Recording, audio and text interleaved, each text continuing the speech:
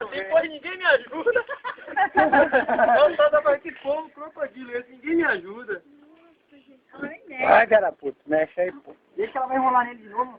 Porque eu tava tocar. Aí eu tava sair já era. Viu? Aí o Sapo falou pra ouvir sem coração, cara. Ninguém me ajuda. Mas quem Ele é burro também, nem pra ele dar um pulinho aí, pô. Não, mas ele pulou, ela arrastou, filho. Se ela pegar a cabeça da coisa, ela vai. Olha o tamanho da rã. Ela engole. Olha os dois. Ah, mais uma ali.